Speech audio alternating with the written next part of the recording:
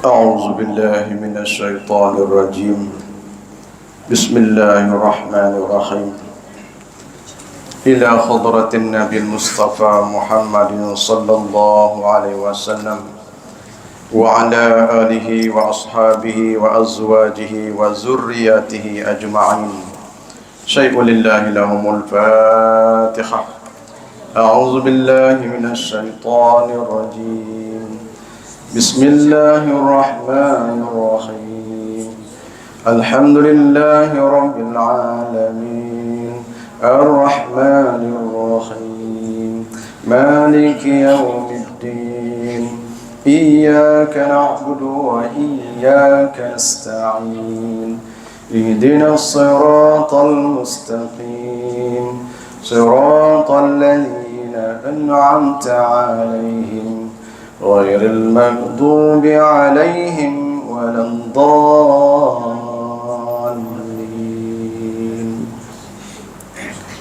الحمد لله رب العالمين وبه نستعين على أمور الدنيا والدين وصلى الله وسلم على سيدنا محمد الخاتم النبيين وعلى آله وصحبه أجمعين. قال رب اشرح لي صدري ويسر لي أمري واحلل عقدة من لساني يفقه قولي. إلهي أنت مقصودي ورضاك مطلبي أعطني محبتك ومعرفتك ولا حول ولا قوة إلا بالله العلي العظيم ولا حول ولا قوة إلا بالله العلي العظيم ولا حول ولا قوة إلا بالله العلي العظيم. السلام عليكم ورحمة الله وبركاته. Alhamdulillah, syukur kita kehadirat Allah Subhanahu wa taala kerana Allah masih lagi beri peluang kepada kita untuk hidup di atas muka bumi ini. Maka Allah nak tengok sejauh mana amalan yang kita nak buat. Hari-hari Allah perhati kita, liyabluwakum ayyukum ahsanu amalah. Hari-hari Allah duk perhati apa yang masa aku bagi kepada kamu, umur 70, 80, duk buat apa? Tak cukup lagi kah umur yang aku bagi banyak macam tu? Tak cukup lagi kah? Nak banyak mana? Rasulullah sallallahu alaihi wasallam pun umur 63.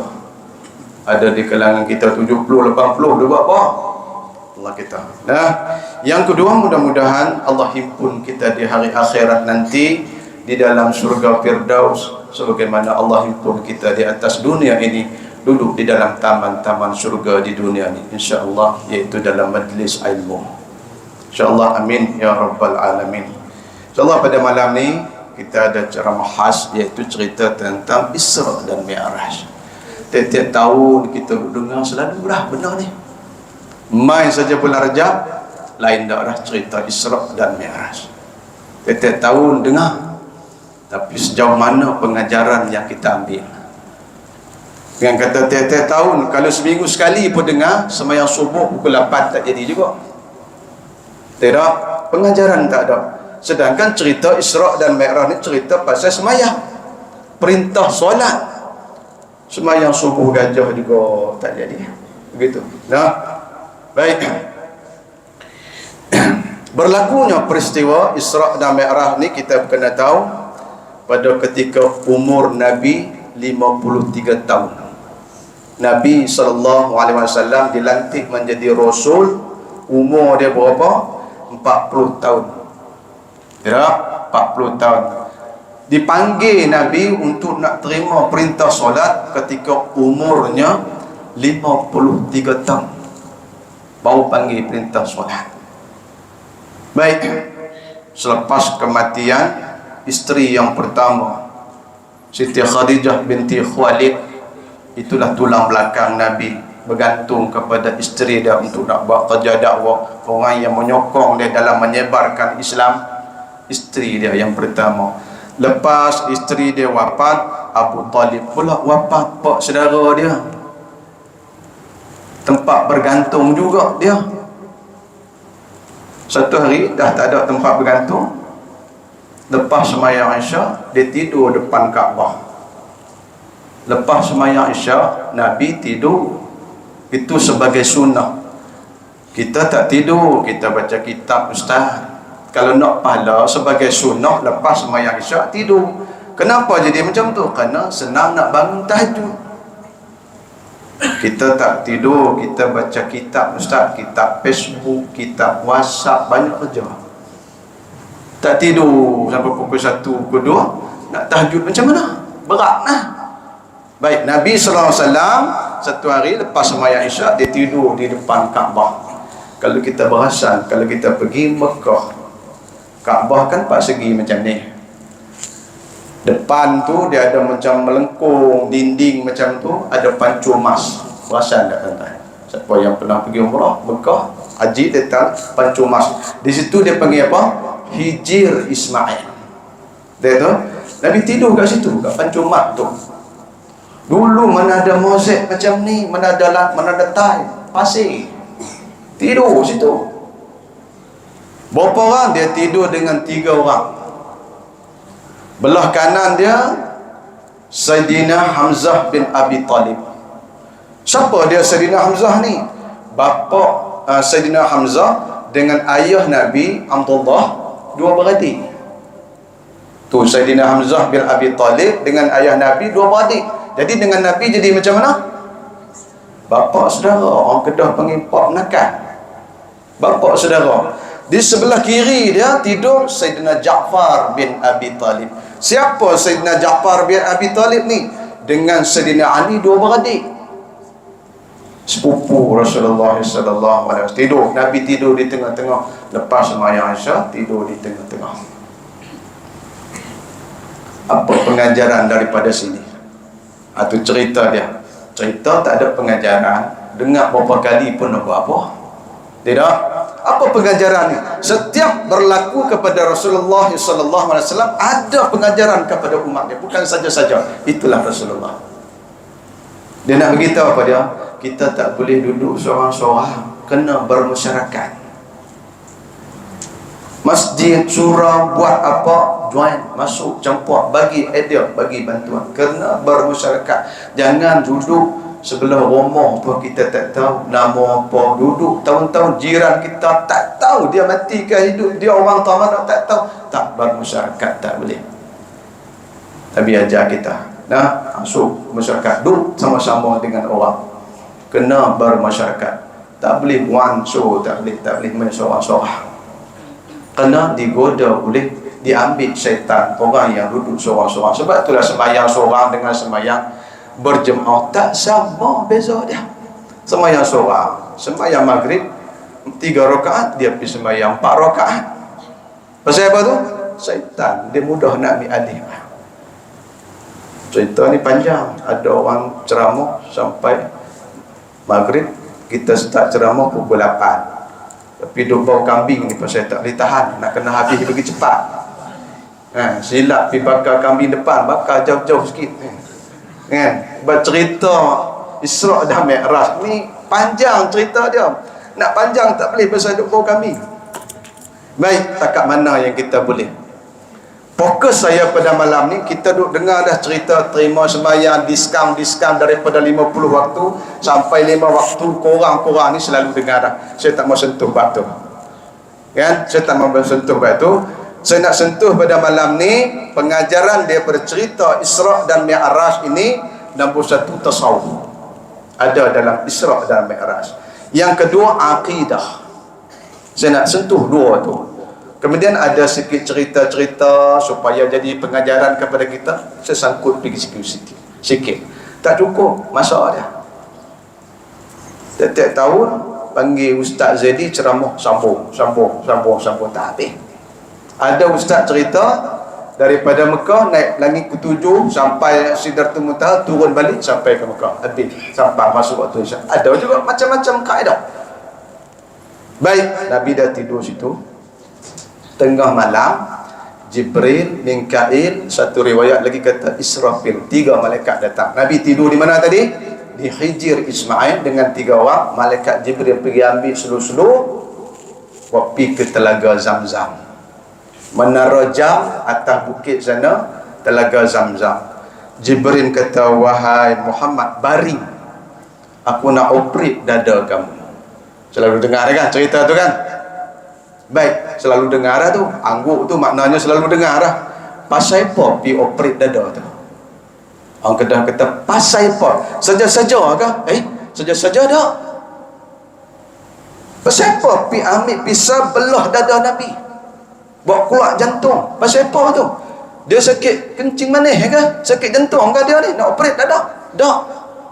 Habis pasal apa pi belah dada? Dengar ceramah Isra' dan Mi'raj selalu lah. Ini saya kata pengajaran. Dengar cerita, tak ada pengajaran, sekadar riwayat, sekadar cerita. Macam dengar cerita Pak Pandai, tetap mau jadi macam tu. Setiap berlaku kepada Rasulullah, pengajaran kita ambil kepada kita, jadikan satu amalan. Yang ini dia panggil amal, iman dan amal. Pasal apa dibelah tu? Betul lah, kita pernah dengar lah, Nabi dibelah dada dia 2 kali. Bukan sekali, 2 kali. Dia bukan ada kencing manis, bukan ada sakit jantung, tapi Jibril belah dada dia, ambil jantung bawa keluar. Satunya ketika cerita, ketika dia kecil lagi, umur 7 tahun, besar-besar ni, duduk dengan Halimatus Sa'diah, kena belah dada sekali kecil. Dalam Isra' dan Mi'raj, belah dada lagi sekali. Apa hal ni? Apa tujuannya tu pergi belah dada? Baik, nanti kita selit. Selepas belah dada, sebelum nak belah dada, malaikat Jibril kata, wahai malaikat Mikail, pergi terbang di atas langit, ambil pisau, buat mai dengan dulang. Macam mana kita bawa dulang nak nikah kahwin tu, letak pisau turun, mari belah dada Nabi. Tanpa bius, tak ada bius, tak ada ubat, tahan sakit pun, belah mentah-mentah macam tu. Wahai Muhammad, Jibril tanya, sakit ke? Tak sakit. Pasal apa tak sakit? Selepas belah dada, lepas pada pisau, sembuh serta-merta. Allah, tak sakit.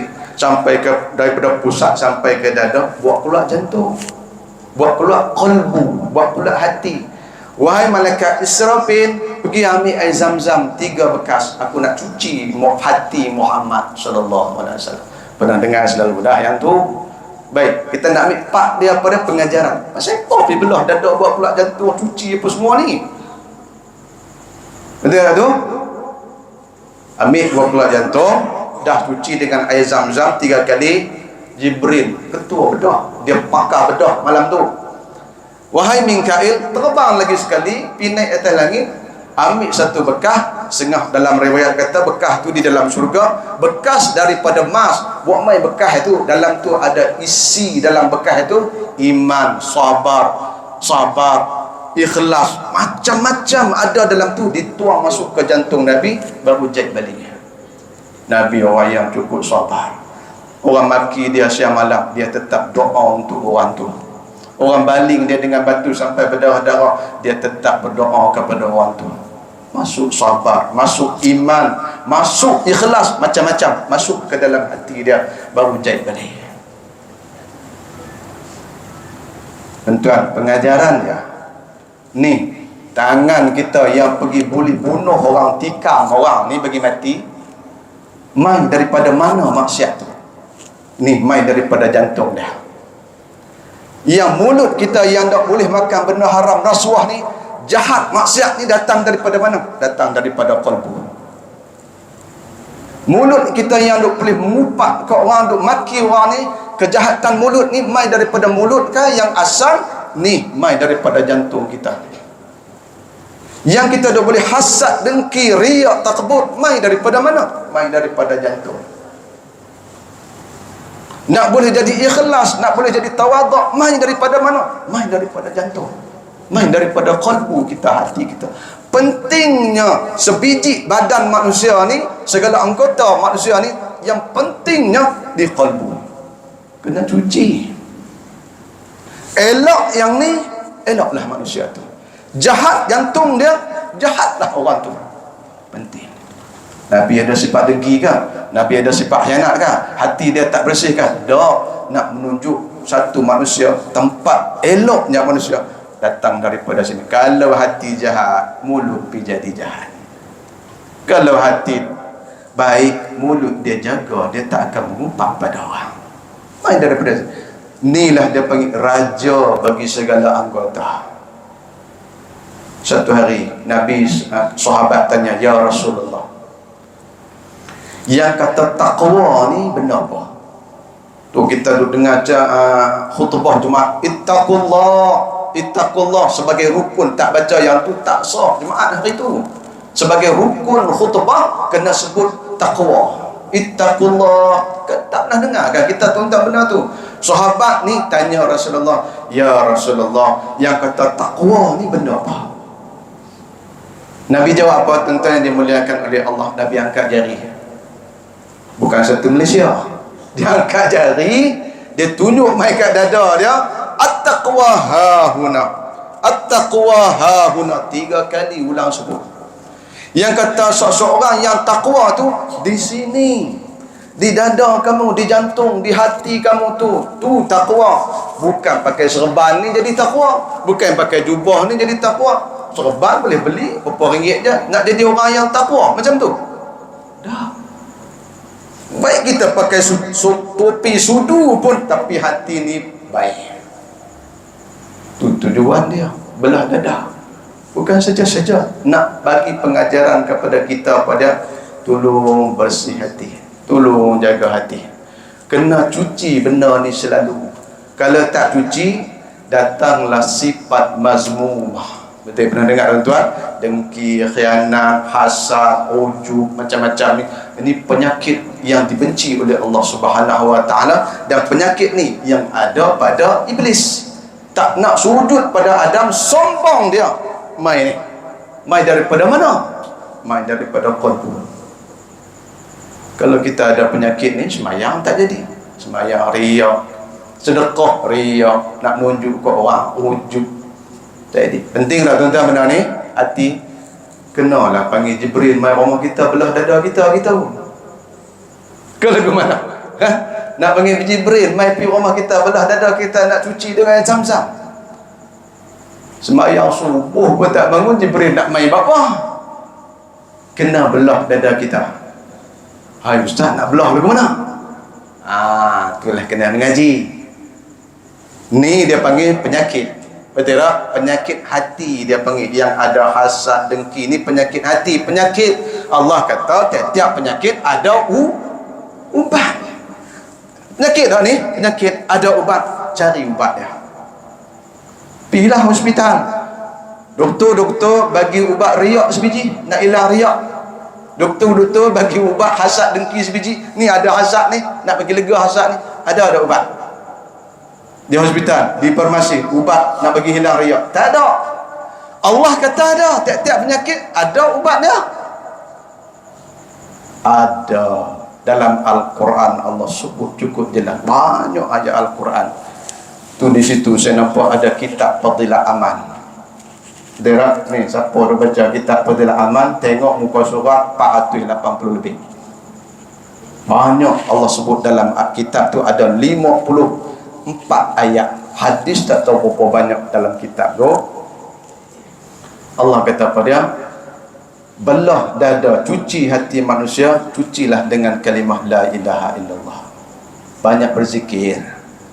Banyak berzikir. Sekali kita sebut la ilaha illallah, satu titik hitam yang melekat di hati kita jatuh satu. 2 kali kita sebut la ilaha illallah, 2 titik hitam. Siapa yang sebut, tu ubat dia. Allah sebut dalam Al-Quran. Banyak zikir, banyak zikir, banyak zikir, sehinggalah hati kita menjadi bersih. Tak tangin lagi kepada maksiat kalau hati bersih. Pernah tak tuan-tuan dengar doa, ya muqallibal qulub sabbit qalbi ala dini? Tidak tu? Wahai Tuhan yang membolak balik hatiku, baliklah hati kepada agama. Hati penting. Tu doa Nabi. Tiap Nabi baca pada tahiyat akhir sebelum bagi salam, innaka hamidun majid. Jangan bagi salam dulu, baca ya muqallibal qulub, wahai Tuhan yang membolak balik hatiku ni, ala dini, baliklah jahat macam mana pun, baliklah kepada agama, bersihlah hatiku. Jangan bagi ada sifat riak, takbur. Kenapa dia tuan-tuan sifat riak dan takbur ni? dia memakankan pahala kita. Amalan kita yang buat selama ni kosong, menjadi kosong kalau ada sifat ni. Tak sampai lagi ke langit yang ketujuh ni, cerita dia baru sampai tidur di situ, baru belah dada. Saya nak ringkaskan cerita.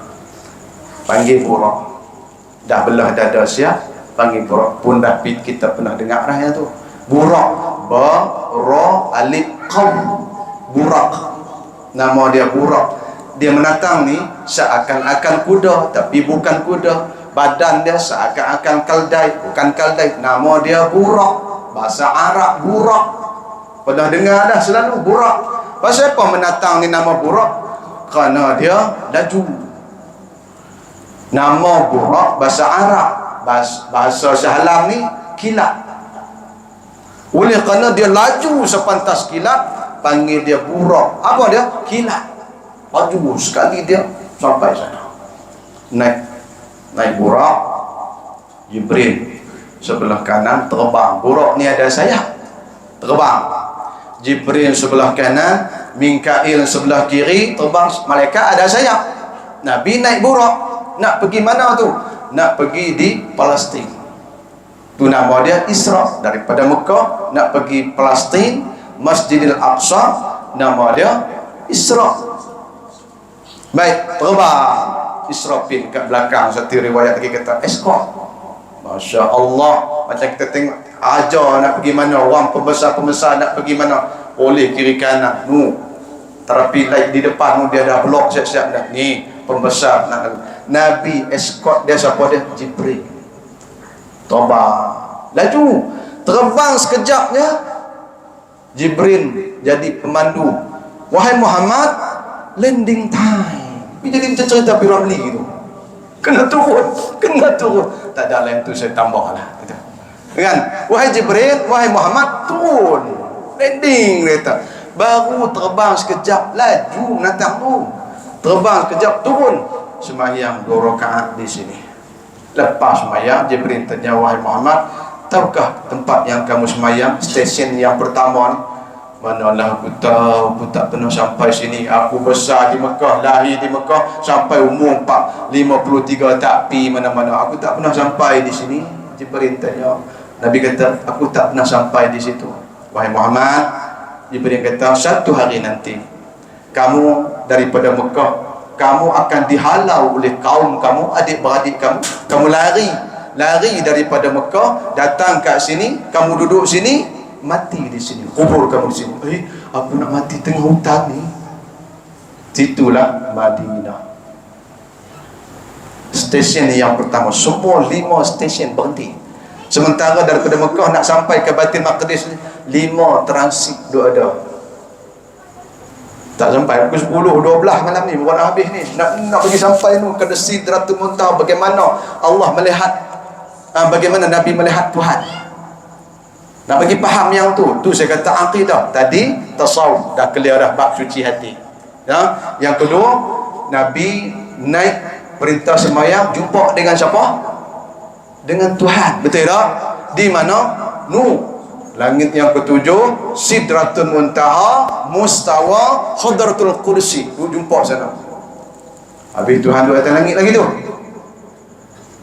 Kalau Tuhan tak duduk atas langit, buat apa dia naik atas langit? Bagi jawapan. Kami dulu terbuku dalam hati ni Ustaz. Pasal ada yang hari ni orang pegang kata Tuhan duduk atas langit. Saya tak nak sebutlah kumpulan mana ni. Ada tu. Orang pegang kata Tuhan duduk atas langit, ada. Dia ambil dalih daripada Isra dan Mi'raj ni satu. Kemudian yang kedua, dia ambil dalih daripada Al-Quran Ar-Rahman wa 'alal 'arsy istawa. Tuan-tuan faham tu macam tu. Tak payah sebut nama geng ni. Hari ni kita nak jadi ahli sunnah wal jamaah. Cerita Isra dan Mi'raj ni, Nabi naik atas langit, jumpa Tuhan, bercakap dengan Tuhan, perintah sembahyang 50 waktu, diskaun sampai 5 waktu, bersembang dengan Tuhan. Ketika mana? Ke Sidratul Muntaha. Habis Tuhan duduk atas langit dah. Kalau Tuhan tak duduk atas langit, naik buat apa atas langit? Apa penjelasan dia? Tu bagi keluar dulu, tak sampai lagi, dia baru duduk bawah lagi. Itu fokus saya. Situ nak bagi kemah. Besok orang kata Tuhan duduk atas langit, Tak, bukan tadi. Ini pegang dia, ini jawapan dia. Siapa-siapa yang kata Tuhan di atas langit, dia tak kenal Tuhan. Siapa-siapa kata Tuhan di atas harap, dia tak kenal Tuhan. Begitu. Sampai di stesen yang berapa tadi? Stesen yang pertama Madinah, terbang pula. Stesen yang kedua berhenti macam tadilah, landing time, turun semayang 2 rakaat. Jibril tanya, wahai Muhammad, tahukah tempat yang kamu semayang? Stesen yang kedua. Manalah aku tahu. Jibril asyik tanya, duk tahu dah, duk habak, tak tahu, duk tanya lagi. Dia apa pengajaran daripada situ? Jibril tahu dah Nabi tak pernah sampai. Duk tanya lagi, ni semayang tadi tempat apa, tahu tak? Tak tahu. Ini kaedah. Kaedah apa dia? Kalau kita jadi guru, kita jadi ustaz, kita mengajar, kena banyak tanya murid. Tu guru tahu dah, murid tak boleh jawab. Tanya lagi pasal apa? Nak taukid dia panggil. Nak menguatkan kepercayaan dia, kepahaman dia, keingatan dia, nak bagi kemah kebing lagi. Kalau mengajar tak tanya orang, nak faham tak faham sudah lah. Tak boleh tu guru dia tu. Kena tanya, banyak tanya. Kat sini saya tak tanya lagi. Nanti esok-esok kita tanya. Bagi habis kat sini kalau nak belajar, nak kenal Tuhan, mai di surau kita. Kita mengajar berapa? Sebulan 2 kali. Tiap subuh, Sabtu, mai lah. Kita sembah Tuhan lama sangat dah, kenalkan Tuhan kita tu. Orang kata Tuhan ada. Esok orang kata tak ada pula. Esok orang kata Tuhan kita kuning. Ni tak mau jadi macam tu. Itu bab fiqh. Bab kenal Tuhan, makrifatullah ni kita kena sendiri tahu, tak boleh ikut orang. Tiap-tiap mukallaf kena kenal Tuhan. Awaluddin makrifatullah. Mai mengaji tuan-tuan tanpa bayaran apa. Ada jualan tak kita mengajar kat sini? Tak ada. Mai mengaji bukan nak jadi syekh, bukan nak jadi ustaz besar untuk lepas diri kita. Kenapa? Tuhan tuntut ke atas kita untuk mengenal dia. Daripada kenal baru datang keyakinan. Itu prinsip yang kedua. Berhenti tempat yang kedua. Wahai Muhammad, tahukah tempat ni? Tak tahu. Di sinilah Madian, tempat Nabi Allah Musa lari dengan Fir'aun, duduk kat situ. Kampung tu nama Madian, kahwin dengan anak Nabi Allah Syu'aib. Ini cerita dia panjang pula, tak sampai mana, tak mau cerita pasal Nabi Allah Syu'aib ni. Ni Madian, stesen yang kedua. Terbang pula lagi sekejap, berhenti stesen yang ketiga, sembahyang 2 rakaat. Tanya pula Jibril ni, tahukah sini Muhammad, stesen yang ketiga tempat kamu berhenti solat tadi? Tak tahu. Di sinilah Tursina. Bukit Tursina. Tempat apa ni tuan? Cuba ingat balik. Tengah Isra' dan Mi'raj ni selalu dah. Ingat balik, tak apa, kita lupa dah. Itu kena roti canai 2 biji, lupa. Tempat itulah Nabi Allah Musa berkata-kata dengan Tuhan, yang kata bukit Tursina tu. Di sinilah wahai Muhammad. Di sini. Terbang lagi sekali, berhenti pada stesen yang keempat. Semayang macam tadi itulah. Lepas itu tanya pula, tahukah sini wahai Muhammad, tempat yang keempat yang kita berhenti solat ni? Jibril tanya. Tak tahu Jibril, manalah saya tahu. Di sinilah Baitul Laham. Nama apa dia tuan? Baitul Laham, tempat lahirnya Nabi Allah Isa alaihi salam. Kan Nabi Allah Isa lahir di Baitul Laham, dekat dengan Palestin. Ada berapa stesen lagi? Tadi saya cakap ada berapa stesen semua? 5. Ada berapa lagi? 1 lagi. Mana dia? Masjidil Aqsa itulah. Tapi di Baitul Laham, nak sampai ke Palestin, nak sampai ke masjid Palestin tu, masjid Al-Aqsa tu tak jauh, dekatnya. Tuan-tuan pergi hari ni di Baitul Laham ni, kalau tuan-tuan tengok dalam Google, kalau tuan-tuan pernah pergilah gereja-gereja besar-besar sana Kristian, padri dia ni, kalau tuan-tuan pergi, tuan-tuan salam, cium tangan dia, padahal makan babi, pakai jubah tasbih tu, pegang macam ni. Tu Yahudi, dia pegang, dia kontrol tempat tu. Tak boleh. Gereja mana besar-besar situ. Di situlah tempat lahir Nabi Allah Isa. Tapi nak sampai ke Palestin tu, nak sampai ke Masjid Al-Aqsa, dekat saja. dalam 25 km, 26 km macam tu. Jauh dah tak jauh, dekat ya. Daripada Baitul Laham nak sampai ke Masjidil Aqsa 10 kejadian pula di situ. Tak ceritalah yang tu, kalau cerita tak sampailah sana. Cuma sikit-sikit kita ambil. Nanti kita selitkan kuliah-kuliah kita. Tiap-tiap minggu saya mengajar ke sini, tiap-tiap minggu. Satunya Al-Mutasawwif, kitab Hidayatul Salikin, suruh anak-anak mai mengaji. Anak-anak muda kita ni mengaji sifat 20, wujud qidam, bukan hafalan, tafsir satu-satu. Cara pondok kita aja secara orang awam. Ajar sini.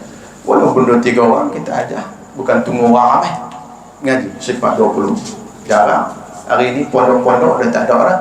Tahfiz, hafal Al-Quran saja. Sifat 20 tak mengaji dah. Tak kenal Tuhan. Kan? Habis sampai ke Baitul Laham 10 ada pula. Saya cuma nak ambil sikit-sikit je, tak cerita 10 perkara tu. Yang pertama, Nabi berjalan, Nabi nampak satu kumpulan yang bercucuk tanam. Nabi nampak satu kumpulan yang bercucuk tanam. Mereka ni di kalangan laki-laki ada, perempuan ada, bercucuk tanam. Ambil satu benih, tanam, tumbuh serta merta, ada buah serta merta, ambil masak serta merta, ambil siang malam pagi petang tak habis-habis. Syok kumpulan ni. Jibril, wahai Jibril, Nabi kata, siapa kumpulan ni? Tanam sekali, tanam sebiji benih musangking, tambahlah itu. Tanam musangking, tumbuh serta merta, dengan serta merta, ada buah serta merta, ambil buah tu, tumbuh balik, ambil, tumbuh balik, ambil tak habis-habis. Siang malam pagi petang. Wahai Jibril, depa ni buat apa ni? Hebat ni, syok ni kumpulan ni. Jibril jawab apa dia? Wahai Muhammad, itulah gambaran umat kamu. Dia datang ke surau, dia datang ke masjid, terutamanya surau Mawaddah ni, dia datang, ada duit, dia buah letak buah. Sedekah, banyak bersedekah. Orang yang bersedekah, tuan-tuan, dia sedekah RM1. Dunia Allah bagi ganjaran, akhirat Allah bagi ganjaran. Rajin bersedekah. Nak kaya, rajin bersedekah. Nak senang, rajin bersedekah. Sedekah bukan tunggu kaya. Sedekah bukan tunggu duit banyak. Sedekah bukan nilai tinggi. RM1, apalah RM1 dan surau ni. Tapi jangan RM1 sungguhlah. Ustaz tu buat contoh aja. Roti canai pun RM1.60, nak pergi RM1 nak lebih sikit. Kan? Tu nak buat contoh. Nabi sebut apa dia? Siapa-siapa yang sedekah RM1, dia belanja RM1, Allah bela pahala RM1 yang dia sedekah tu, Allah bela beranak, membiak sehinggalah sebesar bukit Uhud pahala dia. Terutamanya di bulan Ramadan nanti. Bagi orang makan, belanja. Kambing seekor tak cukup, 2 ekor kita tambah. Belanja tentang besar tu gambaran dia. Hatta orang kafir pun, orang kafir kalau dia rajin sedekah, orang kafir sembah berhala, kufur kepada Allah, tapi dia jenis rajin sedekah, Allah bagi panjang umur, murah rezeki. Tapi akhirat dia tak dapat apa. Kita Allah bagi panjang umur, murah rezeki, akhirat kita dapat bonus lagi, Allah bagi pada siang malam, pagi petang, duk petik hasil tu, sekali dia sedekah. Tuan-tuan, saya tanya Ibn Liu, saya tanya Ibn Liu, kenal tak Ibn Liu? Kenal lah, siapa tak kenal dia ni? Siapa yang kaya ni, ambil duit mana, kerja apa? Sajalah kita melawak dulu tu. Dulu dia macam biasa, macam kita. Sekarang ni, tu saya kata apa dia? Petik hasil siang malam pagi petang. Saya tanya dia, dia kata dia dulu kerja macam biasa, gaji RM1,000 lebih, sebulan RM1,000 lebih, tapi dia buat satu amalan mula-mula. Dia kata apa dia? Dia dapat RM1,000 gaji sebelum sampai rumah. Sebelum dia gaji dia dapat gaji, sebelum dia sampai rumah, sebelum dia beli roti makanan untuk dia dah asing duit tu bagi kepada mak dia. Duit gaji dia tu dia dah asing, dia dah bagi separuh daripada gaji RM1,000, mak RM500, aku nak makan RM500. Selagi mana duit 500 yang dia peruntuk nak bagi kepada mak dia ni, dia tidak makan hak 500 untuk yang dia simpan, dia tak akan belajar lagi selagi mana duit tu tak sampai dalam tangan mak dia. Sedekah, Masya Allah. Tumpang kita masih ada mak, bagilah duit. Itu gambaran ni. Banyak bersedekah tuan-tuan, banyak bersedekah. Ustaz saya dah sedekah dah tapi tak kaya-kaya pun. Ada harap kadang-kadang Allah ganti dengan benda lain. Tadi kata sedekah, Allah ganti balik kan. Kadang-kadang Allah tak ganti dengan duit. Kerana Allah sayang kepada kita, Allah tahu kita. Kalau kita ada duit, kita duduk kat surau ni, mungkin kita pergi Hatnyai, pergi Bali, pergi Amerika, pergi mana Jepun, pergi makan Maggi di sana. Lera tu. Kerana Allah tahu, Allah tak balas dengan duit balik. Kerana Allah tahu kalau dia ni kaya jangan. Dalam tak kaya ni pun sembang melambung-lambung. Betul tak tu? Allah tahu. Kadang-kadang macam tu. Kadang-kadang Allah balas dalam bentuk bagi anak-anak bagus semua. Orang miskin tapi anak-anak Allah dengan mak bapak. Tidak, rajin sedekah. Kadang-kadang kita sedekah, Allah bagi bini lagi satu. Tu yang nak tu. Kan? Allah bagi bini lagi satu, kahwin lagi satu. Tu pun kena sebut juga. Semangat yang tu. Sedekah yang tu. Kalau nak ditukar dengan duit dengan bini lagi satu, hak mana? Bini lagi satu saya mau. Betul tak? Maknanya sedekah. Rajinlah bersedekah tuan-tuan. Orang kafir kalau sedekah Allah bagi rezeki, takkan kita orang yang sembah Tuhan Allah tak bagi rezeki kita. Jangan bimbang. Nah, rajin bersedekah. Allah tak bagi di sini, Allah bayar di akhirat. Begitu. Kemudian Nabi terus lagi berjalan. Nabi nampak lagi satu kumpulan, ada seketul batu di tangan mereka. Daripada mana tadi? Daripada Baitul Laham nak pergi ke Palestin, nak pergi ke Masjidil Aqsa. Setiap orang ada batu seketul di tangan. Batu seketul duk hentam kepala sendiri, pecah sampai berkecai, keluar berterabur otak-otak dia. Sakit sambil menjerit, azab, pecah. Jadi balik semula kepala dia pecah balik. Ini apa hal dengan geng ni? Nabi duk tengok, ya Jibril, azab tapi bukan orang lain yang hentam kepala dia, dia sendiri yang hentam dengan batu kepala dia sendiri. Dia mulut menjerit, tangan duk hentam kepala, mulut duk menangis, menjerit, melolong, sakit, kepala sampai berkecai. Ambil jadi balik semula, hentam lagi berulang-ulang kali. Ya Jibril, apa gambaran daripada kumpulan ini wahai Jibril? Nabi tanya Jibril, wahai Muhammad, inilah gambaran umat kamu. Allah bagi akal. Ni Allah bagi akal pada dia. Allah bagi akal. Dia tak pernah sujud kepada Allah, tak pernah sembahyang. Orang azan, dia tak berasa nak pergi sembahyang. Dia tak berasa, dia tak tahu dah masuk waktu, tak tahu. Dia kira pergi pagi, balik malam, dapat gaji, anak bawa anak pergi makan kedai toyang, besok pergi. Itulah kerja dia. Ada hak manusia macam ni? Ada. Itu gambaran dia. Allah bagi akal kepada dia, suruh cari Tuhan, kenal Tuhan, sembah Tuhan, dia tak peduli.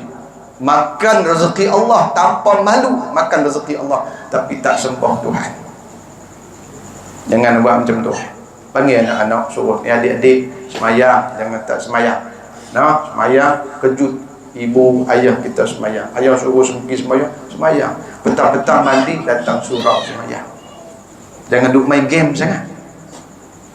Semayang. Besok takut kita bagi kumpulan tu duk hentam kepala sendiri. Bimbang kita yang tu. Lemu kebal Allah tak bagi akal. Kita manusia Allah bagi akal. Fikirlah untuk nak sembah Allah. Nah, kita ada Tuhan. Kenal Tuhan kita semua. Mengaji hukum hakam supaya semayang kita sah. Jangan ikut orang. Orang kata rokok, orang kata sujud, tengok orang ambil sembahyang basuh tangan dulu, kita pun basuh tangan, tapi syarat rukun tetap main ikut semata-mata agama kita tak bagi. Main mengaji je. Mengaji. Begitu. Jalan lagi satu kumpulan, tengok satu kumpulan apa dia? Nabi tengok lagi satu kumpulan, daging yang siap, makanan yang siap dihidang. Yang siap masak, dia tak makan, dia pergi makan bangkai. Ada dua makanan, sebelah kanan makanannya dihidang dengan kambing bakarnya. Itu saya tambah lah. Pasal kami bakar, dengan kami bakar, dengan apa ni, sekap masak 10 rasanya apa dah, semua dia tak pergi makan. Makan yang sedap-sedap ada di sebelah kanan, dia tak mau makan. Kumpulan ni ada sebelah kiri ni bangkai, dah lah bangkai babi, berulat duk makan, ulat duk merunyuk-runyuk kat sini. Nabi duk tengok, Allah, wahai Jibril, apa hal dengan kumpulan ni pergi makan benda yang tak elok, sedangkan benda elok ada di sisi mereka. Wahai Muhammad, itulah gambaran umat kamu. Ada bini, dia cari orang lain. Ada bini ke rumah yang halal, dia tak pergi jima, dia pergi jima hak perempuan pelacur, perempuan simpanan, benda yang tak halal. Itu gambaran zina. Yang halal ada, dia tak mau, dia pergi hak lain sedap sikit. Dia tu, itulah gambaran dia, tuan-tuan. Zina mata. Nama zina juga, zina mata. Berzina, kita ni bersetubuh dengan isteri kita, kita bayar artis Korea.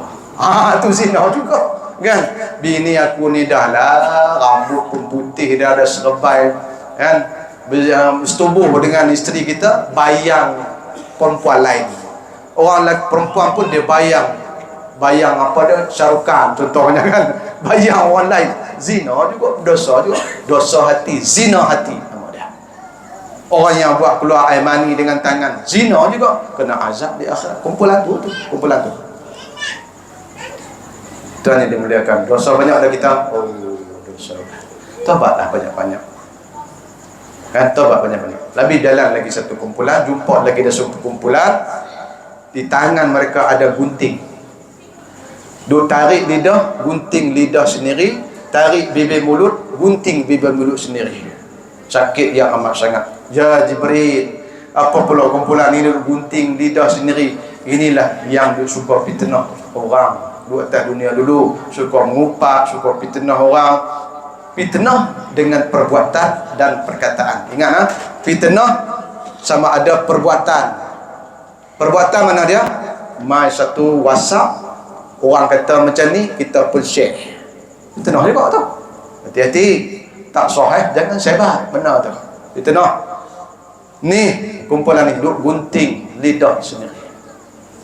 Orang cakap macam lain, dia pergi cakap macam lain. Fitnah juga tu.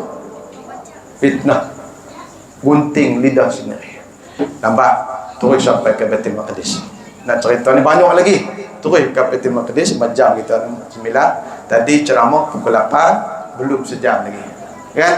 Sampai ke Baitul Maqdis, ikat burak, tanya, wahai Jibril, satu malam kita berjalan, aku ni haus, dahaga, buat mai air daripada langit 3 gelas air susu, air arak, air kosong. Wahai Muhammad, pilih mana satu yang kamu nak minum. Nabi pilih apa? Kita tahu dah yang tu. Pilih apa? Pilih susu. Betul tak? Nabi pilih susu. Nabi tak minum yang arak. Bukan arak atas dunia ni, arak akhirat tu. Bukan mabuk pun. Makan dia, minum dia lagi nikmat. Hak atas dunia ni makan jadi melonor macam tu, mabuk. Arak akhirat bukan macam tu. Nabi pilih susu. Jibril kata, wahai Muhammad, kamu pandai. Nabi kita pandai, cerdik. Waktu kena mengaji sifat Nabi. Apa dia? Siddiq, amanah, tabligh, patanah. Apa maksud patanah? Cerdik, pandai. Kalau tak cerdik, kena tipu dengan Yahudi, ya. Dia cukup cerdik. Ya? Cerdik, dia pilih susu. Wahai Muhammad, pandai kamu pilih susu. Jibril kata. Kenapa dia? Susu kejadian manusia. Salah satu daripada bentuk kejadian manusia. Beranak-beranak kena susu ibu. Bentuk jadi. Ni ibu-ibu, sekali lagi saya nak ingat, anak kita jangan duk bagi minum susu kedai sangat. Bagi minum susu ibu sama. Nah, susu kedai itu susu ibu ke susu apa? Susu lembu, susu kambing. Kenapa jadi macam tu? Ar-radha yughayyiru tibah. Menyusu dia boleh mengubahkan tabiat manusia. Kalau kita susu ibu, ikut perangai ibu. Ibu kita macam mana? Ni, susu boleh mengubahkan tabiat manusia. Nabi SAW, ibu susu dia 10 orang. Ada yang lemah lembut, ada yang pemalu, ada yang sifat tawaduk, macam-macam, mengikut ibu susu. 10. Yang ni kita dah cerita ketika Walidur Rasul lah itu. Dah cerita kat sini kan? Dah cerita dah. Jangan minum susu kedai sangat. Ni kita nak fikir kepada dunia, beranak-beranak, bagi orang jaga, bagi minum susu emam, susu ada seledi, susu lembu kebab. Anak kita Allah nak mandi kena kejam satu kampung. Jadi kambing malah nak mandi. Dia tu. Ni ada cerita, nanti kita cerita bab susu ni kalau ada Walidur Rasul nanti baru ngam. Kemudian terus lagi sampai ke minum susu habis, turun mai anak tangga. Setiap lapisan langit ada 7 lapis. Setiap lapisan langit ada anak tangga dia. Anak tangga ni lah nama dia Mi'raj. Nama bagi anak tangga langit tu Isra, Mi'raj. Ada orang faham naik atas langit tu Mi'raj. Tak, nama bagi anak tangga. Nak naik atas langit kena naik tangga tu. Naik tangga tu diri anak tangga tu. Setiap lapis langit ada anak tangga. Turun mai anak tangga cari kaki Nabi. Bukan kaki cari anak tangga, tangga cari kaki Nabi yang mulia. Tangga tu daripada zamrud, zabrajat, dulu cantik. Nabi tengok naik dengan Jibril. So, bawa naik atas langit yang pertama. Jarak berapa tuan-tuan? Di bumi dengan langit yang pertama ni jarak dia berapa? Jauh dia. 500,000 kilometer lebih. Hasil kajian 500,000 kilometer jarak dia. Nabi naik tak pakai tali pinggang keledar pun tak jatuh. Nak fikir tak boleh. Benda tu benda yang kita kena mengaji hukum akal. Dalam kitab Mishabul Munir kan, kita mengaji hukum akal. Naik pergi sampai langit yang pertama. Sampai di langit yang pertama, Assalamualaikum, Jibril ketuk pintu. Sebab tu nak kena pergi Palestin dulu. Orang tanya kita, cerita Isra dan Mi'raj ni Nabi daripada Mekah nak kena pergi Palestin baru naik atas langit. Kenapa nak pergi Palestin? Kenapa tak duduk di Mekah saja naik sana? Betul tak tu? Kenapa tak duduk di Mekah saja naik ke sana? Nak kena pergi Palestin susah payah, kena berlaku-laku macam-macam kejadian. Naik di Mekah, suruh Jibril bawa naik ke Mekah. Mekah tak ada pintu, langit ada pintu. Pintu dia bertepatan dengan Baitul Maqdis. Ingat tu, jangan lupa. Setiap lapis langit ada pintu. Pintu dia bertepatan dengan Baitul Maqdis. Nak kena pergi sana dulu. Naik sampai Jibril ketuk pintu.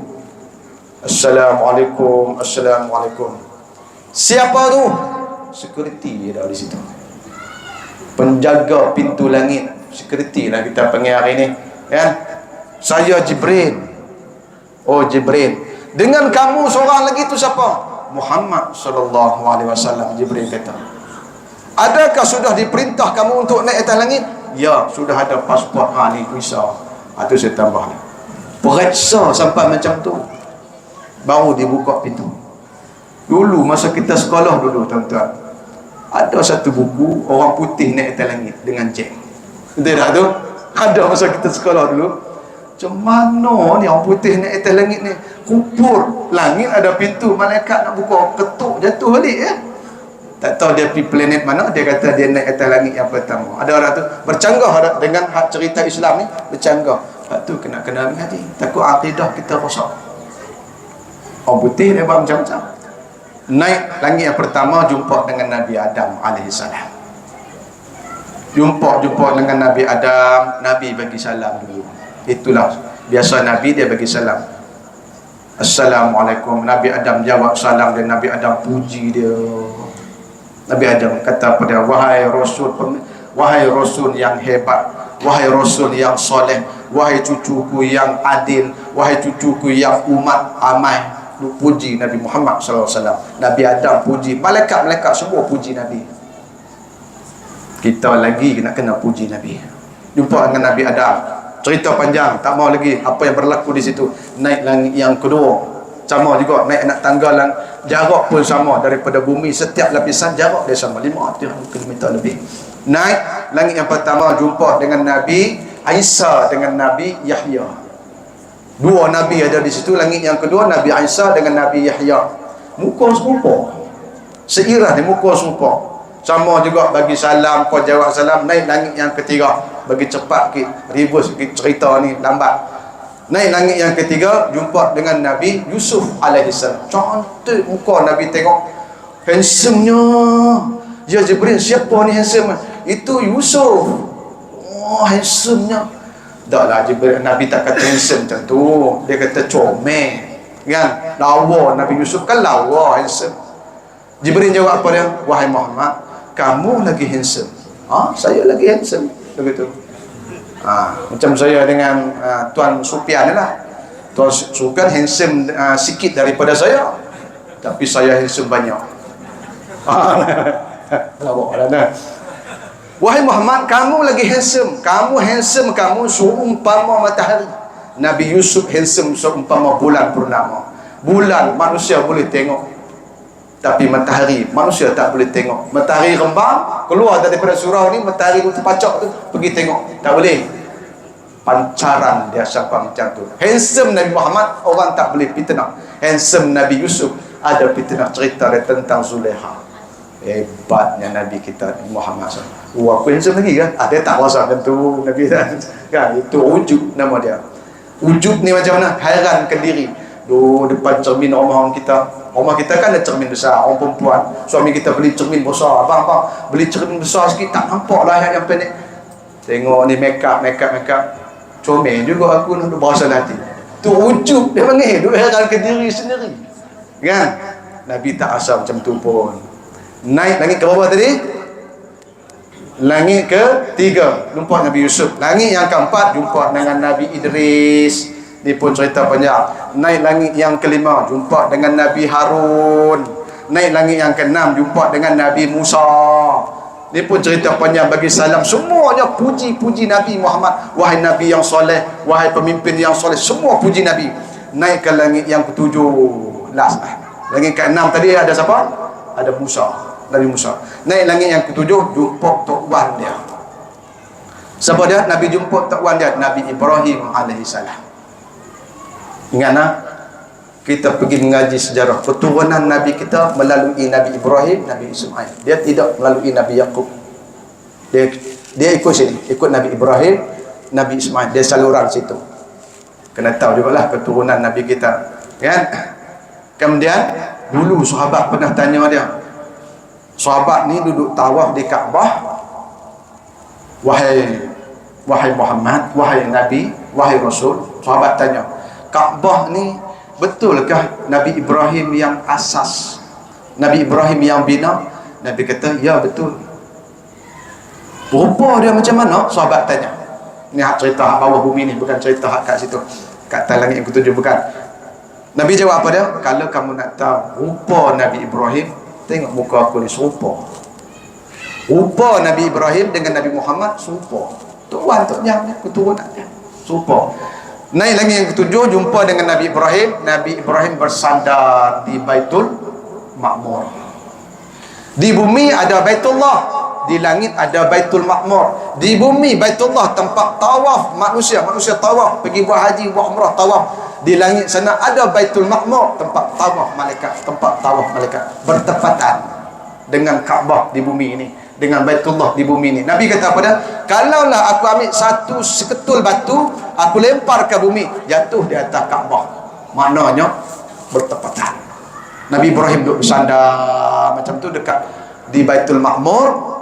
Nabi Ibrahim kirim salam kepada kita semua. Wahai Muhammad, nanti apabila kamu turun ke bumi nanti, kirim salam aku kepada orang Shah Alam ni.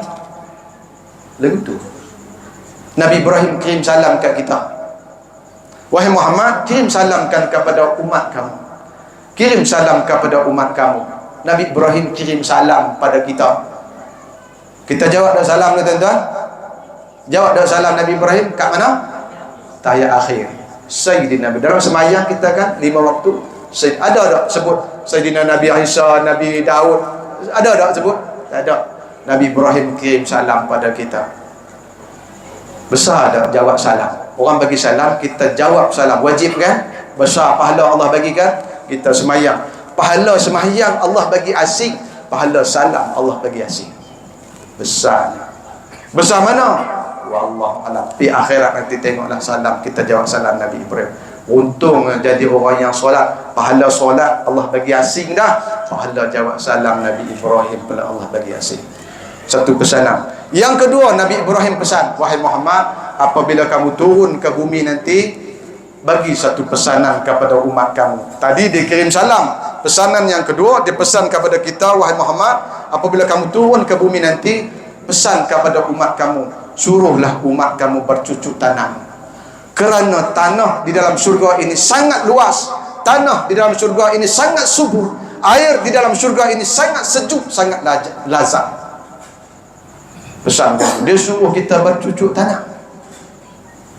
Nak tanam sangking ke nak tanam durian, apa ni maksud dia? Maksudnya di situ, siapa-siapa yang sebut kalimah la ilaha illallah sekali, satu pohon tumbuh di dalam syurga untuk kita. Tu yang kata tanah syurga ni sangat subur. Sekali kita sebut subhanallah, subhanallah, subhanallah, tumbuh satu pohon di dalam syurga untuk kita. Sekali kita sebut la ilaha illallah, satu pohon di dalam syurga. Dua kali, dua pohon. Tiga kali, 100 pohon dalam kita. Maknanya kita ada kebun di dalam syurga. Kalau kita ada kebun, boleh tak kita masuk kebun kita? Boleh. Besarnya tu. Dan kalimah ni juga saya sebut apa dia? Kalimah yang cuci kalbu kita tadi, hak mula tadi. Banyak sebut kalimah la ilaha illallah, iaitu besarnya kalimah Allah, kalimah la ilaha illallah. Nak jadi Islam kena sebut la ilaha illallah. Nak mati mengucap la ilaha illallah. Kalimah tu duk bawa selalu, duk bawa selalu. Naik langit yang habis langit bertujuh habis dah, kan? Naik kepada Sidratul Muntaha. Satu lagi, tiga lagi anak tangga. Apa dia? Sidratul Muntaha, Mustawa, Hadratul Kursi. Dekat dah. Jam berapa? Sikit lagi. Sejam dah. Sejam ni ceramah khas, kita pergi panjang sikit dia. Kita berhenti lama sikit. Pukul 12.30 ke 1.30 ke baru kita berhenti. Tuan-tuan tunggulah kat sini, saya nak pergi perhabis yang tu. Kan? Sikit lagi. Sampai ke Hadratul Kursi, kita stop. Saya nak fokus kat situ. Cerita turun balik tu kita dah dengar selalu dah, kan? Sampai ke Sidratul Muntaha, Nabi tengok di situ ada satu pohon bidara yang besar. Nama dia Sidrah, sempadan. Di situ sempadan.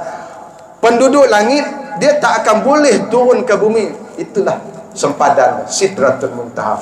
Orang langit nak naik atas tak boleh. Orang bumi nak naik atas tak boleh. Naik sampai mana? Sampai Sidratul Muntaha saja. Tak boleh pergi. Situ border sempadan dia. Thailand kat mana sempadan dia dengan Malaysia? Itu sempadan dia.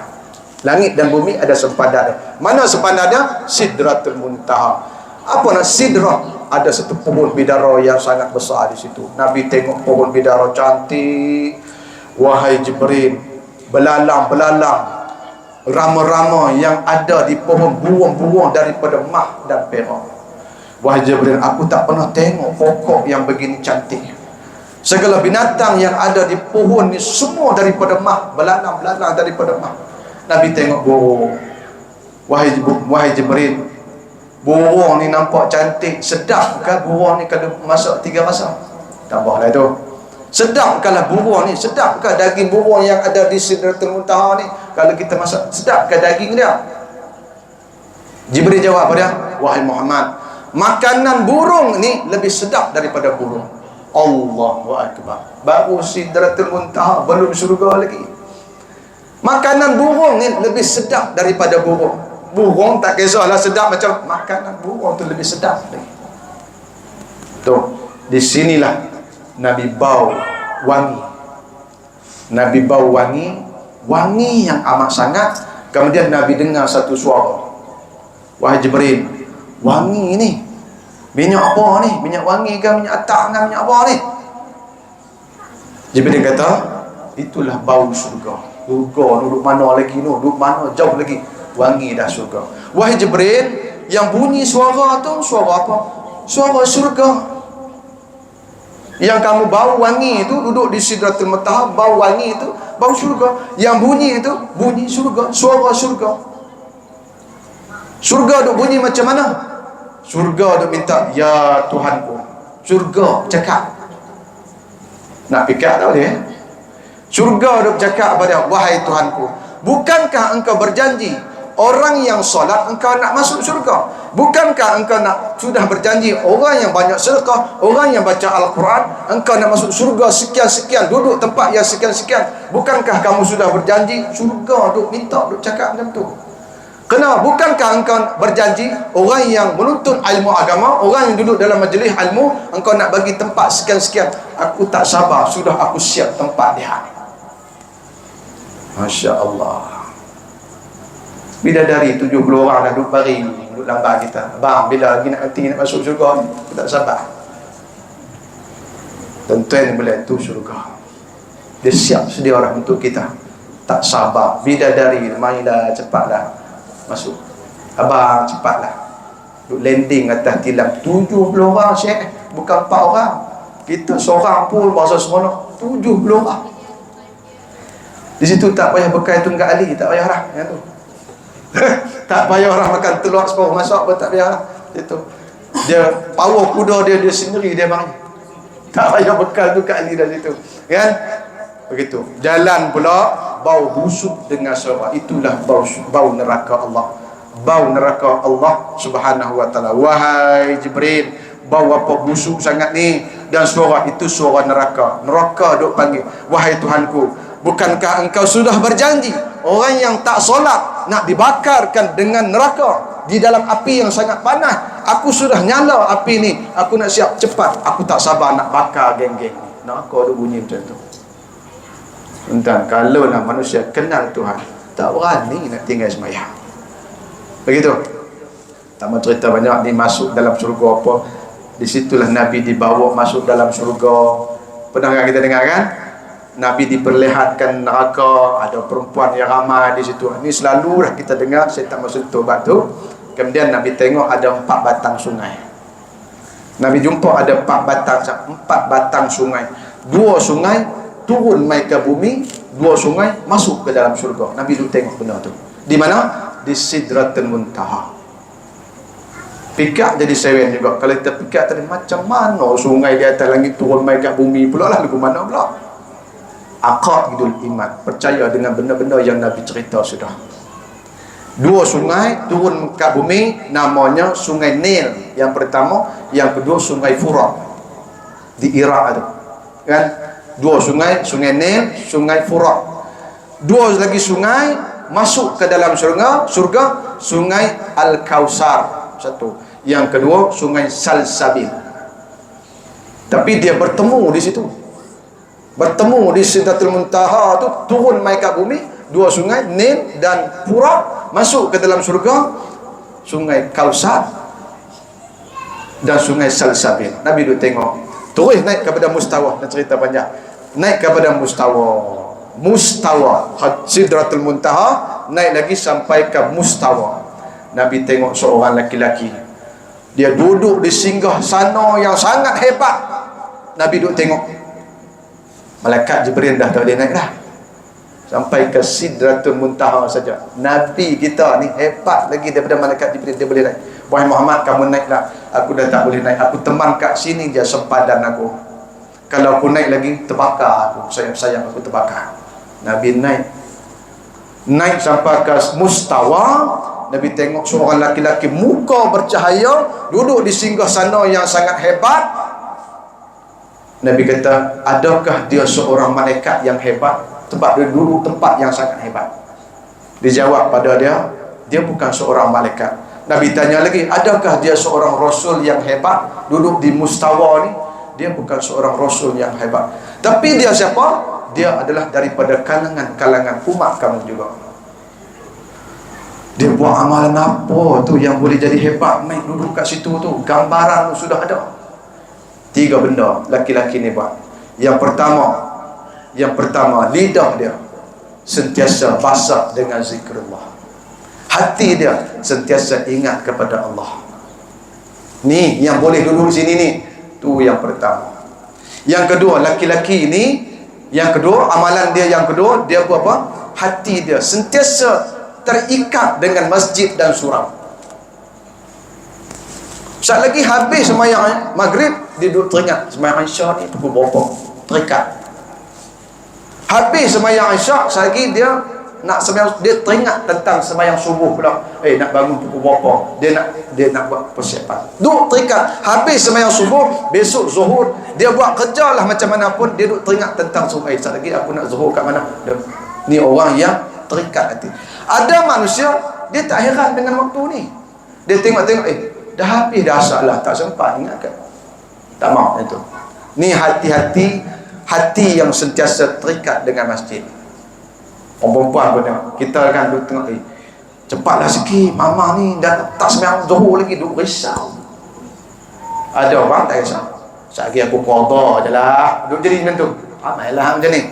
Yang kedua, yang ketiga, laki-laki ni yang hebat sangat duduk kat situ ni, apa amalan dia? Dua ibu bapa dia tak pernah buat sakit hati kepada kedua ibu bapa dia. Ni kedua ibu bapa, tuan-tuan, 3 amalan dia buat. Kalau kita tak boleh buat semua, ambil satu pun jadilah. Kalau kita tak boleh buat semua, la yudruku kulluh wa la yudruku kulluh. Kita dengar malam ni macam-macam pengajaran, kita tak boleh nak amal semua. Ambil yang paling senang apa dia? Jaga mak kita. Upaya ustaz, makin dia tua makin penyembahan merajuk kuat, susah nak jaga orang tua ni. Apa dia? Jadi orang yang kuat sembahyang. Tak boleh jadi orang yang zikir. Tuan-tuan, apa hubungan kita dengan Allah selain daripada solat? Hubungan kita dengan Allah selain daripada solat, zikir. Ingat ke Allah. Zikir bahasa Arab, bahasa Melayu kita ni, ingat. Ingat ke siapa? Ingat ke Allah. Kalau kita hati kita ingat ke Allah, adakah dalam duk ingat hati ingat ke Allah kita masuk gelap malam? Adakah? Mana ada? Kan? Adakah dalam kita duk berzikir la ilaha illallah ni, la ilaha illallah kita pergi bunuh orang? Tak ada. Pasal kita lalai daripada Allah ni lah yang boleh kita buat maksiat lain. Tuan-tuan ni muliakan oleh Allah Subhanahu wa taala, besarnya tumpang kita masih ada mak dan ayah. Buatlah kebaikan secukup-cukupnya. Itu satu jalan yang memudahkan kita masuk syurga Allah Subhanahu wa taala. Kenapa dia? Orang tua kita ni apabila dah tua, dia main perangai budak-budak ni. Begitulah fitrah dia. Ayah kita tengok, dulu tak macam ni, dulu ni lawan makin tua makin merajuk kuat, silap sikit tak boleh. Dia main pada hak anak kita dulu. Anak kita tak beli jajan, merajuk menyebah. Ayah kita main tua balik, dia jadi macam panggil budak-budak balik.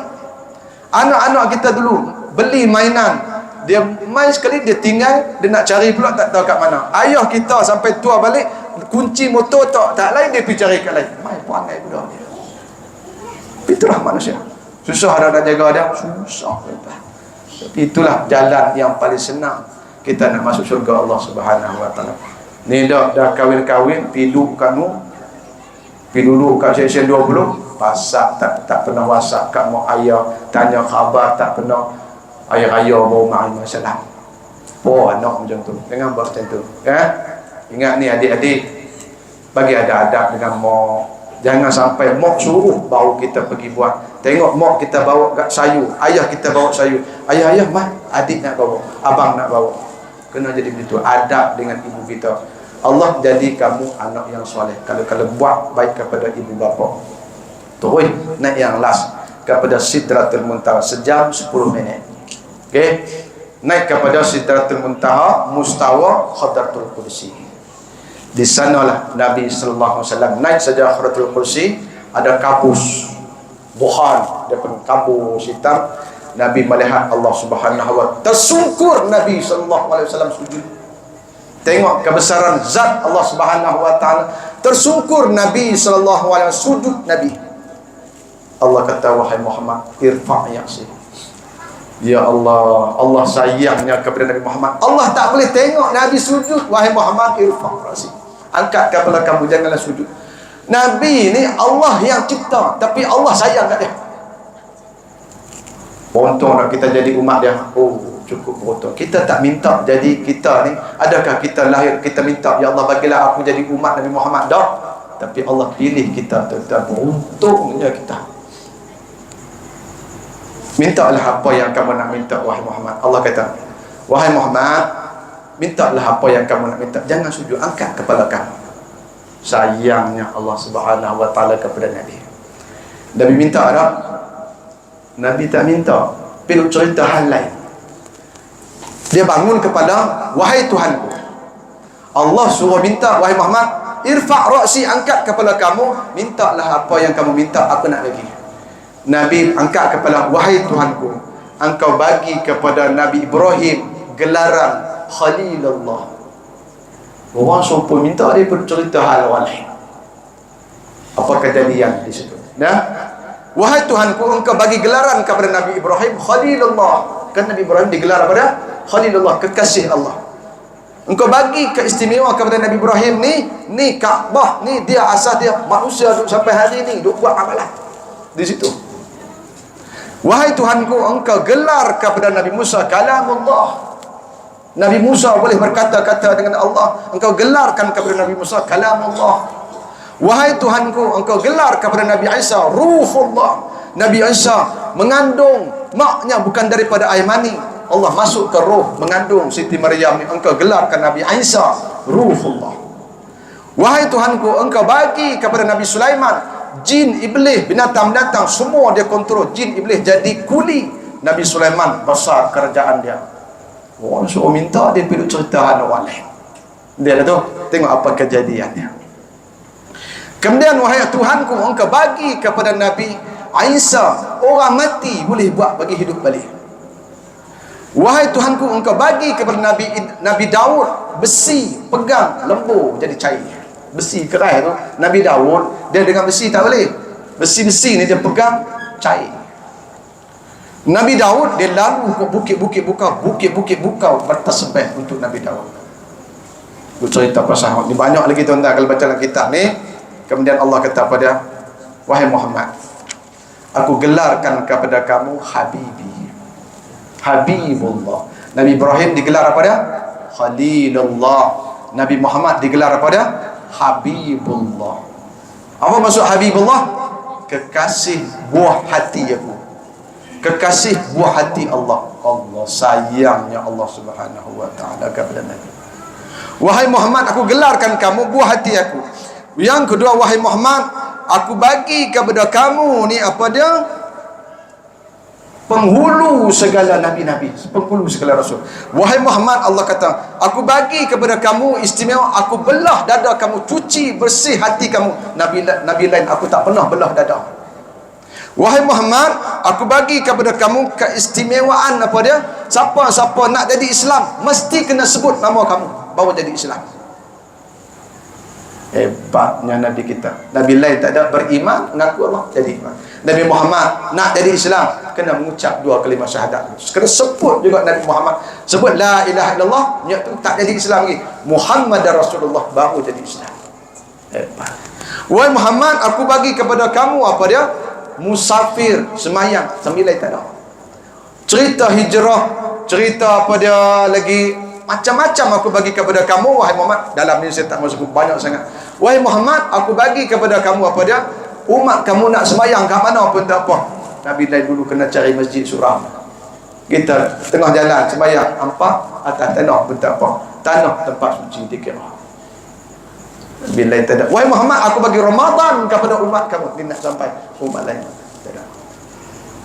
Wahai Muhammad, aku bagi kepada kamu surah Al-Baqarah yang terakhir, aku simpan kepada kamu, iaitu ayat kursi.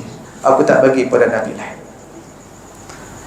Ayat kursi pahala besar, sibuk macam mana pun lepas sembahyang baca ayat kursi. Wahai Muhammad, aku bagi kepada kamu satu surah yang diulang-ulang baca, surah Al-Fatihah. Aku simpan surah ni tak tahu berapa lama nak bagi kepada kamu, kerana aku kasih, aku sayang. Allah kasih kepada dia. Kalau kita tak kasih lagi, Allah tak tahu nak cerita lah. Wahai Muhammad, aku perintahkan sembahyang kepada kamu 50 waktu. Senyum Nabi, senyum berilu-rilu, senyum. Oh, terima kasih, thank you. Nabi lain 2 waktu saja, aku Allah bagi 50 waktu. Allah, thank you. Tu saya tambahlah, duk seronok macam tu, thank you. Kalaulah Nabi tak korang kan tuan-tuan, kita kena semayang 50 waktu agak-agak macam mana? Baru nak minum air, Allahu Akbar, bayar dah. Baru nak pergi pasar potong ikan, Allahu Akbar. Baru nak jimak dengan isteri, Allahu Akbar. Tak ada apa-apa. 50 waktu. Dalam 5 waktu ni pun tengok-tengok, kejap lagi nak sembahyang Zuhur, kejap lagi nak sembahyang Asar, kejap lagi Maghrib, kejap lagi Isyak. Kalau 50 waktu tak ada apa-apa kita. Nabi melihat Allah macam mana tu. Itu fokus dia. Habis dah cerita tu tentang diskaun-diskaun tu daripada langit yang ke berapa tadi? Ke-6. Turun mai langit yang ke-6. Nabi Musa kata, wahai Tuhan, wahai Muhammad, Allah bagi apa perintah? Sembahyang 50 waktu. Habis hang terimalah 50 waktu. Allah, Nabi Musa kata, pungo jam kalau macam ni. Wahai Muhammad, umat aku besar-besar, sagu-sagu, 2 waktu pun tak boleh nak buat. Ni 5 hang, umat hang kemetot ni tak boleh nak 50 waktu tak. Pergi minta diskaun, minta naik. Sekali naik diskaun 5. Kan kita selalu dengar kan tu, diskaun 5. Sekali naik diskaun 5. Minta korang 5 9 kali Nabi naik turun. Daripada mana? Mustawa Sidratul Muntaha, langit ke-7, langit ke-6. Nabi Musa duduk di langit yang ke-6. Duduk minta korang 9 kali naik turun. Sekali minta diskaun 5 Allah korang. Sekali minta diskaun 5 Allah korang. Kalaulah Nabi naik yang ke-10, Allah nak korang berapa? Wahai Muhammad, ada berapa? Ada 5 lagi. Nabi Musa kata, Muhammad, 5 pun umat hang tak boleh buat 5 waktu ni, berat. Pergi minta diskaun lagi. Nabi kata, madu dah. Kalau Nabi naik, untung kita. Pasal sekali naik 5 waktu. Kalau Nabi naik lah, untung kita. Tak payah sembahyang, seronok sikit. Betul tak tu? Ha? Betul tak tu? Seronok kan?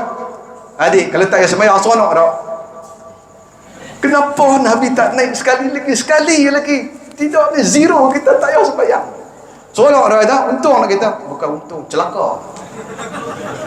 Bukan untung, celaka kita. Mana lagi hubungan kita dengan Allah kalau tidak bukan dalam solat?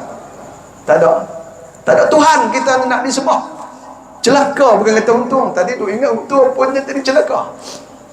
Mana lagi hubungan kita dengan Allah kalau tidak dengan solat? Selain daripada zikir, mana lagi? Nabi kita malu. Nabi kita ni patana cerdik dia. Baik, macam mana Nabi nampak Tuhan di sana? Macam mana Nabi nampak Tuhan? Baik, Nabi naik kepada Sidratul Muntaha, Nabi melihat Tuhan. Bagi kenal Tuhan dulu. Sebelum nak kata Nabi tengok Tuhan macam mana tu, kita kena kenal Tuhan dulu. Macam mana nak kenal Tuhan? Kita kena kenal Nabi. Nabi makhluk, betul tak? Dia makhluk, yang ni Tuhan. Macam mana kita nak tahu kata dia tu Tuhan? Nak kenal Tuhan tu macam mana? Kena mengaji sifat 20. Kira sifat 20. Adik-adik kira. Wujud, qidam, baqa, mukhalafatuhu ta'ala lil hawadis. Hurai kat situ. Nak kenal Tuhan, kena mengaji sifat 20. Kalau tak kenal, dia kata Tuhan atas langit lah. Mengaji sifat 20 nak kenal Tuhan. Mukhalafatuhu ta'ala lil hawadis. Betul tak Haji kan? Apa maksud mukhalafatuhu ta'ala lil hawadis? Bersalahan Allah Ta'ala dengan yang baru. Betul tak? Maknanya tak serupa Tuhan ni dengan makhluk. Tak serupa daripada segi mana? Nak kena bahas yang tu dulu. Allah kata dia tak serupa dengan makhluk. Laisa kamislihi syai. Allah kata aku tak serupa. Satu benda pun dengan makhluk ni aku tak serupa. Tak serupa daripada segi mana? Saya tak serupa dengan Tuhan kan? Pasal tak serupa daripada segi wajah. Tangan sama-sama ada tangan tak? Ada. Kaki sama ada kaki tak? Ada mulut, ada suara tak? Ada. Tuhan yang kata tak serupa dengan makhluk ni, tak serupa dari segi mana? Lagi terang.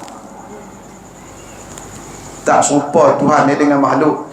Tu tengok dalam surah apa dia? Al-Ikhlas. Qul huwallahu ahad, Allahus samad, lam yalid wa lam yulad wa lam yakul lahu kufuwan ahad. Kufuwan ahad maksudnya tidak ada setandingan aku ni dengan makhluk. Bandingan tak ada. Kena yang tu dulu. Tak serupa Allah Ta'ala ni daripada segi zat, sifat, perbuatan. Tu kena ngaji. Sifat 20 tu pasal nak kenal Tuhan. Kenal sifat 20 ni cara kita nak kenal Tuhan. Zat Allah Ta'ala tak serupa. Allah Ta'ala tak serupa daripada segi mana? Tak serupa daripada segi zat dia. Apa maksud zat tu? Zat kita, tubuh badan kita, tu dia panggil zat. Bukan zat besi, zat vitamin C, bukan tu, yang tu. Zat ni maksudnya apa dia? Zat kita, tubuh badan kita. Zat batu, ketul batu tu. Zat lembu, tubuh lembu tu. Tu dia panggil zat. Zat Tuhan, dia bukan benda.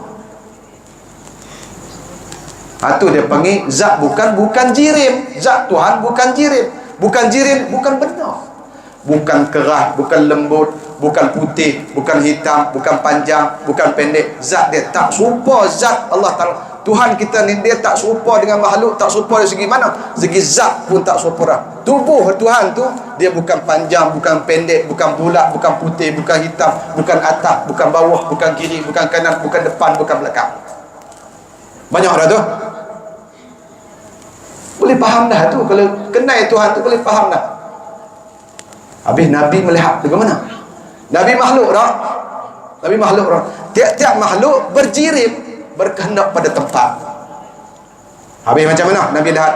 Nabi SAW melihat Allah, hal keadaan Nabi di atas, kena mengaji sifat hal, kena mengaji sifat hal. Macam mana Nabi tengok Tuhan di langit, di mana? Hadratul Kursi, di langit lah kita kata. Nabi melihat Tuhan duduk atas langit. Hal keadaan Nabi di atas langit bukan hal keadaan Tuhan di atas langit. Tak faham juga Ustaz.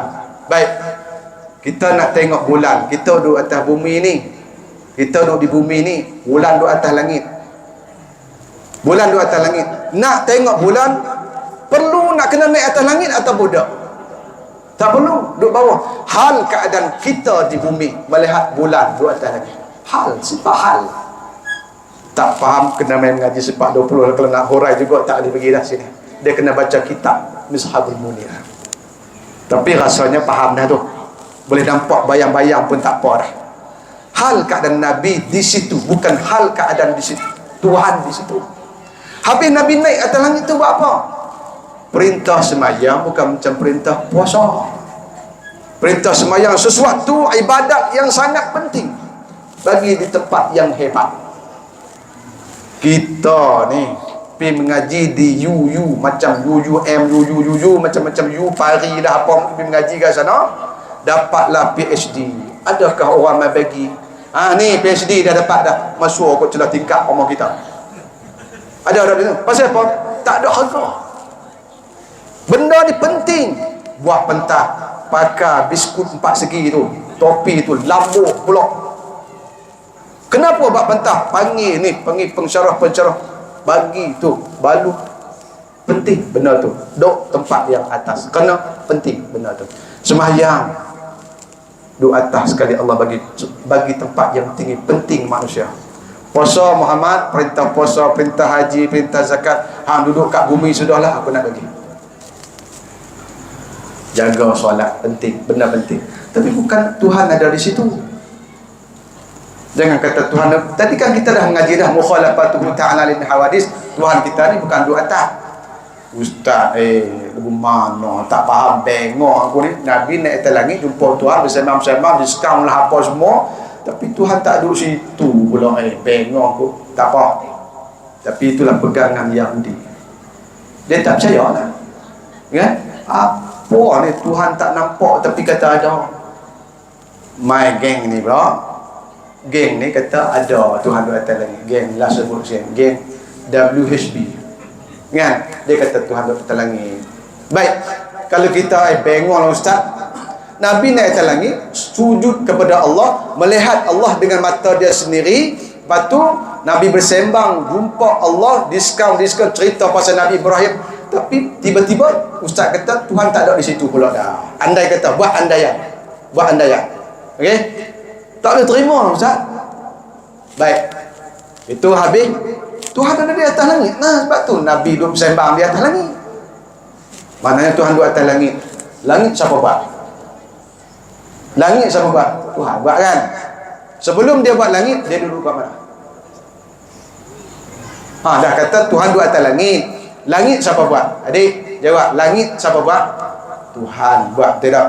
Kalau kita pegang kata Tuhan duduk atas langit, sebelum dia buat langit, dia duduk kat mana? My geng WHB, dia kata Tuhan duduk atas udara. Pula dah atas udara pula dah. Udara siapa buat? Allah juga buat. Sebelum buat udara, dia duduk kat mana pula? Lama-lama pakai spender jalan. Dia jadi sewe. Pasal kita duk fikir zat Allah Ta'ala duk habak dia, bukan jirim. Dia bukan benda. Dah Ustaz, dia bukan, dia tak ada udara. Okey. Dia duduk atas Ustaz, atas. Andai katalah, buat andaian dia. Duduk atas Ustaz. Atas siapa buat? Allah juga. 2 kali lah kena pakai spender jalan raya. Sewen kita jangan fikir tentang zat Allah, laisa kamislihi syai'. Nabi turun mai kat bumi ni kan, turun mai kat bumi sebelum subuh sampai di Mekah. Cerita kepada sahabat, aku melihat Tuhan. Sahabat ni, dan yang ni lah aku nak tahu ni, selama ni geng-geng Yahudi kata Tuhan kita tak nampak. Duk mai kepada Rasulullah, cerita jadi betul. Maksud tambah lah kan. Selama ni saya duk terpendam Tuhan kita ni rupa macam mana, putih ke kuning ke, cerita. Jangan pernah dengar je kan. Zombie kampung pisang. Nabi nak cerita, tapi bandingan tak ada. Bukan Nabi tak mau cerita, aku nak cerita kepada sahabat ni aku melihat Tuhan ni, tapi nak cerita bandingan tak ada. Nak tunjuk macam lampu bukan juga. Nak tunjuk macam muka hang lagi bukan. Nak tunjuk keras putih atas bawah bukan. Nak cerita tapi nak buat bandingan tak ada, tuan-tuan. Bingung. Nabi bukan tak mau cerita, dia nak cerita kepada sahabat ni. Dia nak tunjuk macam ni, tak boleh, tak ada bandingan. Nak tunjuk macam mana? Itu orang yang sudah kenal Tuhan. Kalaulah kata Tuhan ni azikir, la ilaha illallah, Tuhan merah putih. Itu orang tak kenal Tuhan. Tidak. Kita mengaji sifat 20, bukan zat 20. Zat tak boleh tahu. Tu kita mengaji pasal sifat dia. Kenal yang tu, kenal Tuhan. Jangan pergi kata Tuhan putih, kuning, pendek. Benda yang tu benda. Kita duk habak dah. Duk bagi tahu Tuhan ni bukan benda. Bengong lagi sekali Ustaz, kalau bukan benda ni lagu mana gitu? Jantan dok, tina dok, putih dok, kuning dok, panjang dok, pendek dok, benda semua itu. Kalau bukan benda Ustaz, kalau macam tu boleh tak dok Tuhan ni gitu? Andai kata, betul tak? Ni akal kita sebab tu duk fikir pasal Tuhan. Kalau macam tu lah Ustaz, atas dok, bawah dok, Tuhan ni dia duduk lagu mana? Boleh jadi tak dok ni Tuhan kalau macam tu. Kecil tak, besar tak, lembut tak, keras tak Tuhan kita ni. Boleh jadi tak ada Tuhan. Tak ada, tak boleh pula. Pasal apa tak boleh? Pasal ada benda duk menunjuk kata ada Tuhan. Betul tak tu? Kalau kita fikir kata tak ada lah Tuhan, tak ada, tak boleh pula. Akal main pula. Tak ada, tak boleh. Pasal apa kata tak boleh? Pasal ada benda duk menunjuk kata ada Tuhan. Apa benda tuan-tuan? Kita dah ngaji itu. Apalah? Ingat balik. Jangan lupa. Langit dan bumi depan mata kita, langit dan bumi ni siapa buat takkan tokoh ni buat kot kan? Takkan tokoh ni, benda ni duk menunjuk kata Tuhan ada walaupun tak nampak. Benda ni duk tunjuk tak ada, tak boleh. Langit ni siapa kita ni kita ni kulit ni dulu cekang, sekarang ni kedot-kedot. Siapa yang kontrol aku ni? Dulu ni berubah dia rambut hitam, sekarang ni janggut-janggut putih habis. Mau tak kita ni jadi kedut kulit ni? Tak mau, tuan-tuan. Ada produk 10,000 pun kita beli nak bagi jadi cekang balik, jadi muda balik. Tapi tak boleh. Siapa yang kontrol aku ni? Tengok ke diri sendiri. Maknanya ada orang yang kontrol kita. Cari siapa yang kontrol kamu tu. Tokong pun manusia buat dia. Patutnya tokong tu sembah hang, bukan hang sembah tokong. Betul tak tu? Tu kena mengaji. Kenallah Tuhan. Kenal Tuhan lalu mengaji. Sifat kalam. Kan Nabi berdialog dengan Allah Subhanahu Wa Taala. Kena mengaji sifat kalam pula. Qudrat, iradat, ilmu, hayat, sama, basar, kalam. Kena huraikan sana. Dah cukup dah. Nanti kita sambung lagi. Kalau tuan-tuan nak dengar lagi cerita ni dah sejam setengah. Perut pun dah tak boleh tahan dah ni. Dia kata dah cukup dengan 100 tu, mudah-mudahan dapat manfaat. Ingat tu, itu jawapan kita bagi ahli sunnah wal jamaah. Jangan kata Tuhan duduk atas langit. Kalau geng ni kata Tuhan duduk atas langit, dia buat mai pula ayat Al-Quran Ar-Rahmanu ala sistawa, menentang dia. Tu semua tu. Mengaji bagi kenal Tuhan sama. Kita sembahyang tu kita duk sembah dia. Kita lahir-lahir keturunan kita Islam, syukur. Tapi adakah sekadar tu saja? Tak payah mengaji dah. Dah.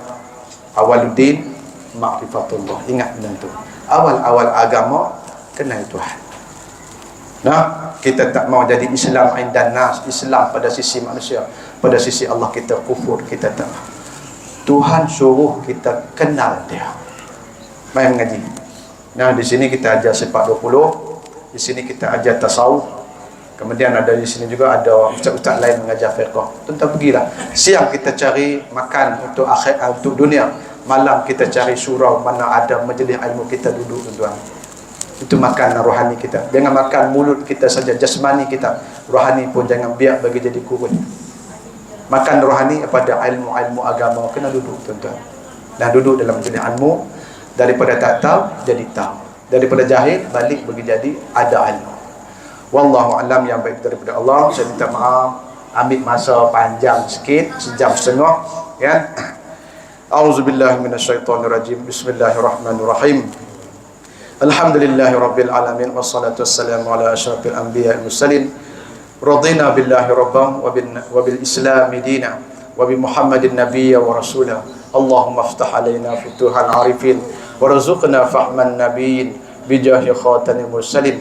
Allahumma faqihna fid din, Allahumma faqihna fid din, Allahumma faqihna fid din. Ya Allah, ya Tuhan kami, pahamkanlah kami ilmu agamamu, ya Allah. Ya Allah, ya Tuhan kami, alimkanlah kami dengan tafsir Al-Quran. Lembutkanlah lidah kami untuk fasih membaca Al-Quran, ya Allah.